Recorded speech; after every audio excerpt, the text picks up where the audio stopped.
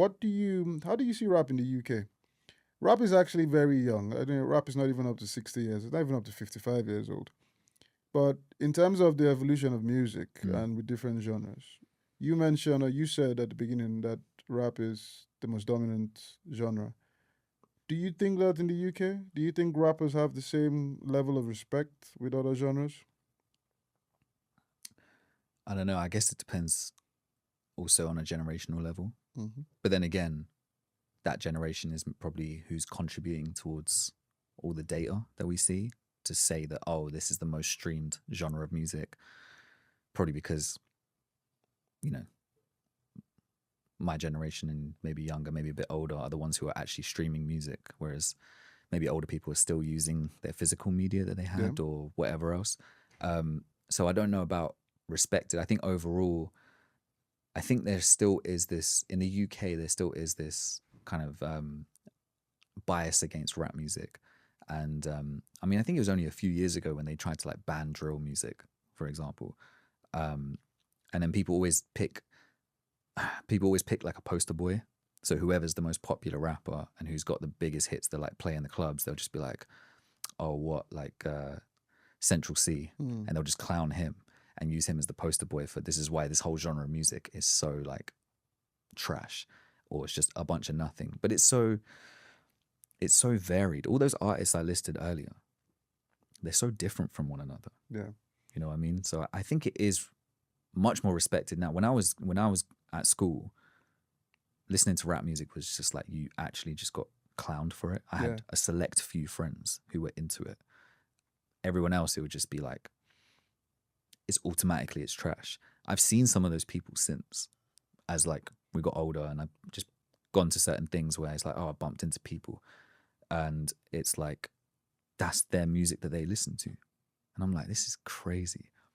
I mean, Like they had to join the club. exactly at some point. How have you dealt with the evolution of rap? Because you go from, you mentioned you like the 80s, 90s, and then you go from listening to Nas and maybe Snoop Dogg's and Mm. J. Cole, and then you go through listening to maybe drill in the UK, and then mumble rap, which cracks me up. Which is, I mean, the most impressive thing for me with mumble rap is the fact that people actually know what the other person is saying, Right, which right. is, and because all I hear is hamalaba, hamala, hamala, hamalaba.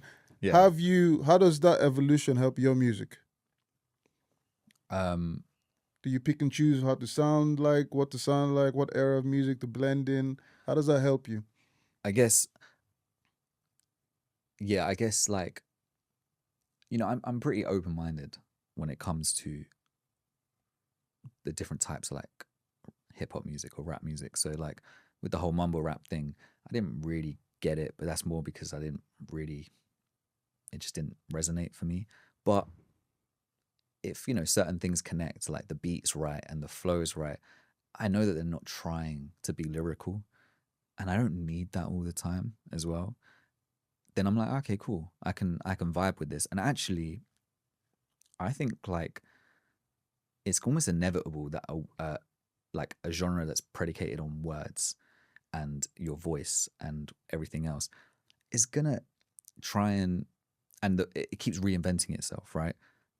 There was always, I think, going to be a point where people try to just rap without saying actual words and just focused on the flow. I think that's almost like an inevitable like branch of Mm-hmm. it, right? It's doing all these weird linguistic shit, but oh, let's do some vocal shit where it's almost like, I don't know, like jazz, like scatting and stuff. Like just let's just make some noise and see if it works.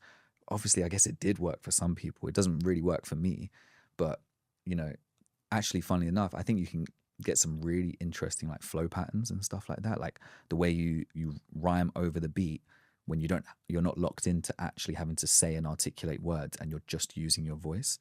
Like I know there's rappers like Tion Wayne, who he shared his process on how he makes a lot of his songs, and he shows that he just has the beat and he just mumbles like the flow, Yeah. and then he adds the words afterwards. And someone like Getz, who I really, really like as well, I forgot to mention him earlier, he says that if he's writing for a song, I think he said it in an interview with Kano, he said that if he's writing for a song that he knows is meant to be like more of a mainstream song, if like someone's asked him to be on this song and it's like, it's obviously a commercial one or whatever, he'll do that same thing. He'll just like mumble a flow because it's more about the feeling. and then he'll put the words in there, and because it's more, you know, people aren't going to sit and dissect it. It's more about how does it sound. Yeah. But when he's writing his own shit and it's like, I'm trying to convey something, then it's like, all right, we're going to like map out how I'm going to say this, and what word's going to rhyme here, and what analogy, metaphors, and whatever am I going to use. And so I think there's like so much you can pull from that. Obviously, some people mumble into their phones and then release that. I mean, it's good for dancing because you don't even have to start thinking about the lyrics. No, exactly. You just start moving up and down. More things.